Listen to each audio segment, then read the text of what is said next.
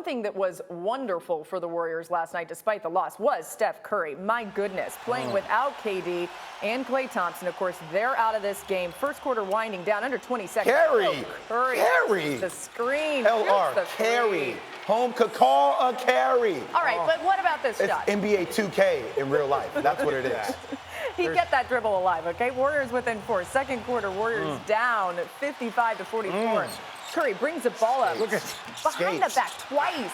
I'm going to tell you, from having guarded that, it's not fun. That's just not a fun place to be. When a guy can shoot from 30 and have that type of soft touch and still knock it down. Nice friendly bounce, too. Under a minute to go, 93-77. Get out of Curry the screen, hit the Kawhi. 3 there. He had 47 points in this one. Warriors lose 123-109, but here's Steve Kerr on Curry.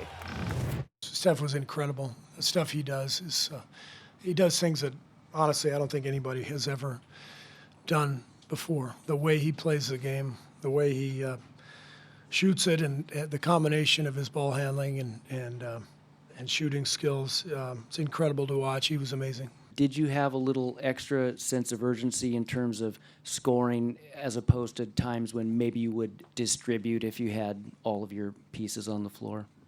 For sure. Yeah. His smile says it all. None of Steph's teammates had any luck creating their own shot in Game 3. He scored 25 points on 10 of 17 shooting off the dribble. His teammates combined for 5 points on 8 such attempts.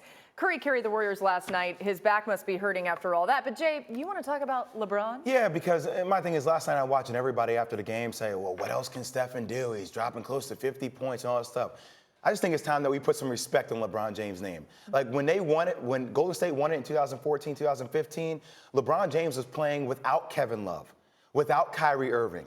He had guys like Matthew Dellavedova that were playing 41. I love Delly. Iman Shumpert, Tristan Thompson, Timothy Mozgov, right? And he won 2 games by himself.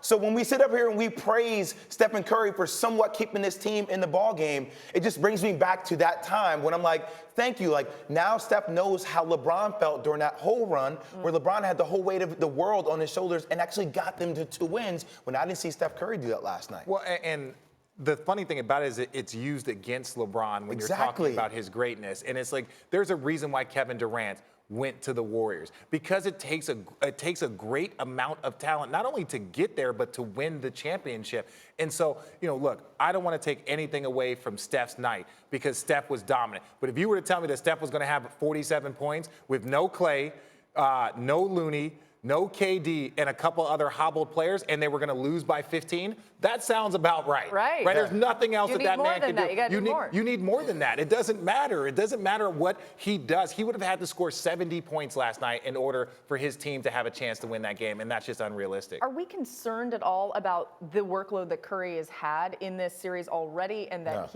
No, because you bring Klay back.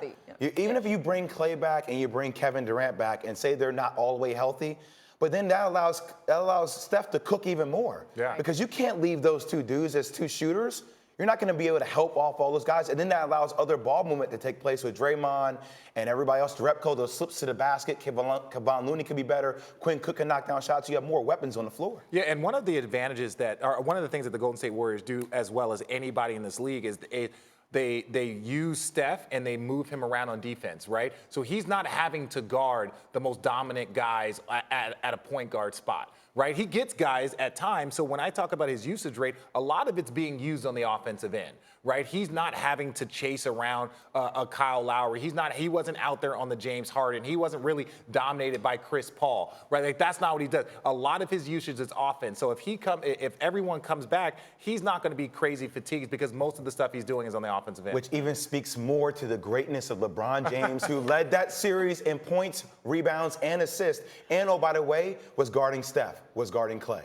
Yeah. Like, think about the responsibility, the load that you're carrying when you're doing all that. That goes back to my original point. No, it's a great point and worth making, I think.